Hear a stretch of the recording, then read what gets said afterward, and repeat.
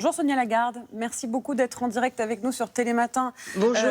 En direct de Nouméa. Alors on l'a appris cette nuit, la Nouvelle-Calédonie qui a été victime d'une cyberattaque d'une ampleur inédite qui a fait suite à l'annonce de la venue d'Emmanuel Macron. Qu'est-ce qui a été touché concrètement ? Alors écoutez, je ne saurais répondre à cette question. Je sais parce que mes services techniques m'en ont parlé tout à l'heure, donc notre service informatique de la mairie a fait le nécessaire pour essayer de bloquer, mais je crois qu'il y a énormément de structures qui ont été touchées, les banques, etc. Donc je ne peux pas vous en dire plus pour l'instant, parce que franchement ce serait de vous dire n'importe quoi. En tout cas on est très conscient ici en mairie puisque j'ai été alertée, mais voilà, on a fait ce qu'il fallait faire et donc on verra bien quels sont les dégâts, mais je ne peux pas vous les dire pour l'instant puisque je ne sais pas. Est-ce que vous êtes inquiète là ? L'importance des dégâts, je ne sais pas. À l'heure actuelle, est-ce que vous êtes inquiète ? Je suis inquiète. Je suis inquiète pour ma ville, parce que c'est une ville qui est aujourd'hui dévastée, en particulier dans les quartiers nord. Il y a tellement sur la zone industrielle de Ducos, qui est le poumon économique de la Nouvelle-Calédonie et qui est donc basé sur Nouméa. Le désastre est absolument incroyable parce que pratiquement, au moment où je vous parle, tout a brûlé et il y a encore des entreprises qui sont en train de brûler en ce moment. Donc c'est un spectacle de désolation. Ça, c'est pour les entreprises privées. La nuit dernière, par exemple, pour le privé, le concessionnaire Renault a perdu pas moins de 300 véhicules. Ils avaient déjà incendié une partie, ils sont revenus et ils ont terminé et donc 300 voitures. Les biens publics sont touchés. Aujourd'hui, on a dans les quartiers nord plus qu'une école sur 5, puisqu'il y en a 2 autres qui ont brûlé cette nuit, une qui a été pillée. Donc nos services aussi sont très touchés dans le sens où les ateliers municipaux de la ville ont été incendiés, qu'aujourd'hui on n'a plus de véhicules, plus de camions, on n'a plus de matériel pour aller nettoyer les routes au fur et à mesure que la force de l'ordre dégage les barrages. Donc vous voyez qu'on est dans une situation catastrophique. C'est très difficile pour les services d'ordre parce que quand ils lèvent des barrages, les émeutiers reviennent et reconstruisent tout de suite derrière. Donc c'est un jeu de chat et de la souris. Et donc vous voyez que la situation elle est compliquée. C'est une ville martyre, Nouméa, aujourd'hui. C'est une ville assiégée. Vous attendez maintenant la venue du président Emmanuel Macron, qui doit arriver demain matin pour vous et un peu plus tard dans la soirée pour nous. Il vient pour installer une mission de dialogue. Est-ce que vous ne trouvez pas que c'est un peu tard ? Non, pas du tout. Pas du tout. Cette mission du dialogue, elle a été effectivement demandée en particulier par les indépendantistes. Il n'est jamais trop tard pour bien faire. Qu'est-ce que vous en attendez concrètement ? Le président vient, va installer cette mission. Alors, aujourd'hui, les positions se sont radicalisées. On est dans des postures avec des gens qui ne sont plus prêts finalement à se mettre autour d'une table pour trouver un consensus. Donc avoir une mission qui vienne ici pour écouter les uns et les autres et mettre un petit peu d'huile dans les rouages, ça me semble pas du tout une mauvaise idée.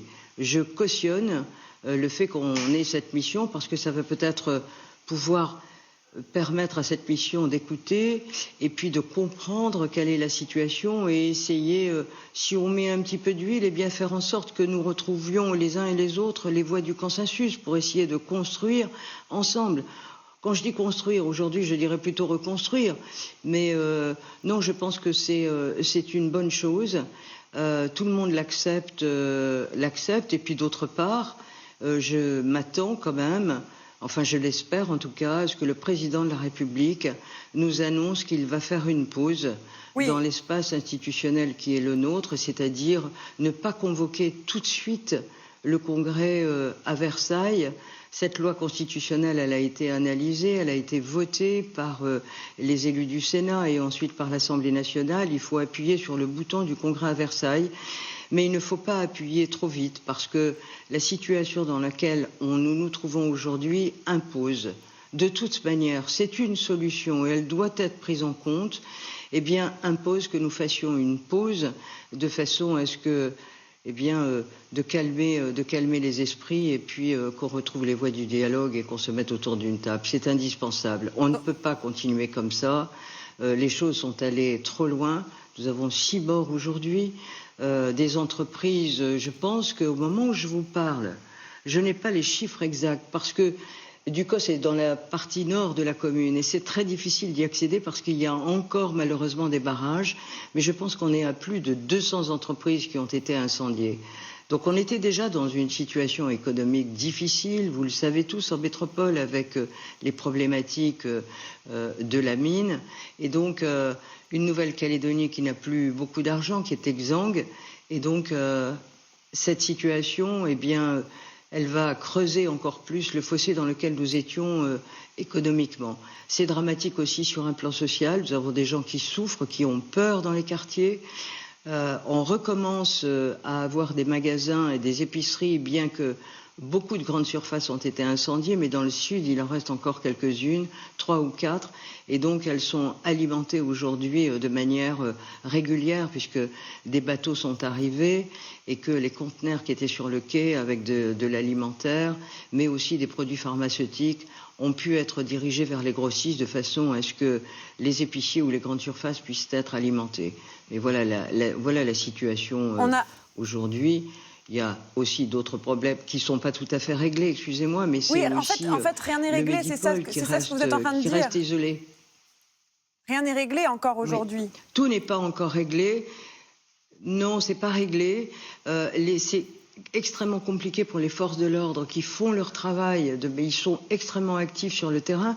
Ils dégagent les barrages, mais les barrages sont remontés les uns après les autres. Et d'autre part, quand on dégage un barrage, il y a des voitures brûlées, des carcasses de voitures qui, soit elles sont en feu, soit elles sont calcinées.